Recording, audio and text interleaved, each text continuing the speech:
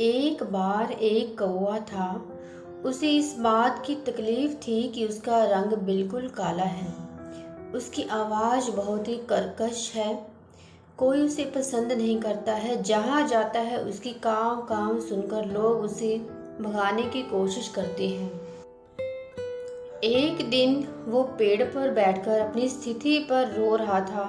उधर से एक साधु गुजरे। उनके सिर पर आंसू की एक बूंद गिरी। उन्होंने कौवे को देखा तो कारण पूछा। कौवे ने उत्तर दिया, रो नहीं तो क्या करूं? मेरी जिंदगी भी कोई जिंदगी है। कोई मुझे पालना नहीं चाहता। जहां मैं जाता हूं दुत्कार मिलती है। कोई मुझे 2 रोटी तक नहीं डालता है। सिर्फ श्राद्ध में काम आता हूं, उसमें भी मुझे झूठ ही मिलती है। साधु ने पूछा, यदि मौका मिला तो क्या बनना चाहता है?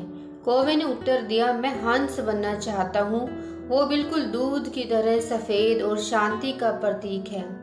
सब लोग उसे देखने आते हैं, उसकी तस्वीरें खींचते हैं। साधु ने कहा, मैं तुम्हें हंस बना दूंगा, पर उससे पहले तुम एक बार हंस से मिल आओ। कौवा खुशी खुशी हंस से मिलने पहुंचा।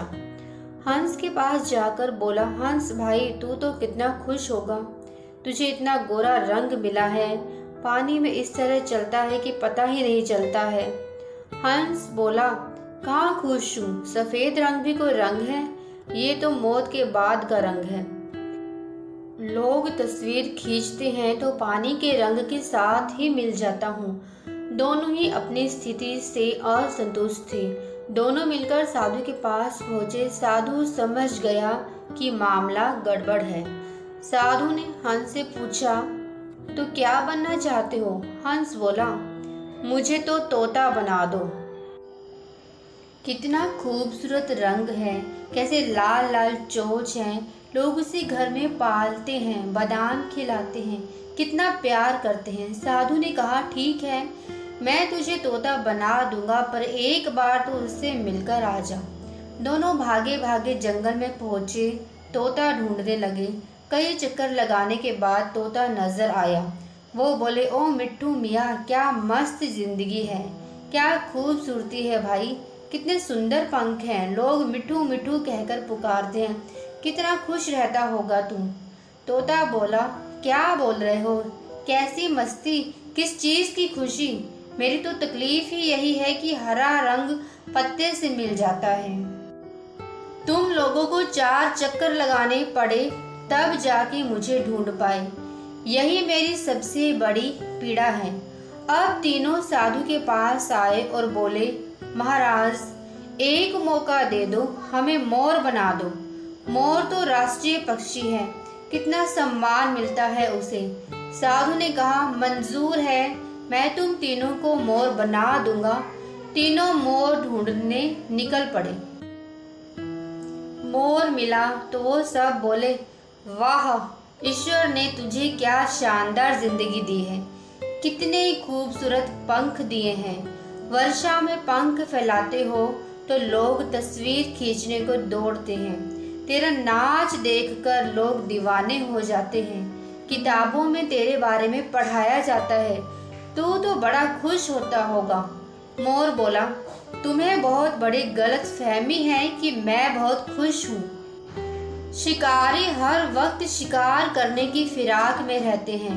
मौका पाते ही मुझे पकड़कर मार डालते हैं, मेरे पंखों को नोच डालते हैं, फिर उसे बाजार में बेच देते हैं। लोग खरीद कर अपने घरों में सजाते हैं मुझे।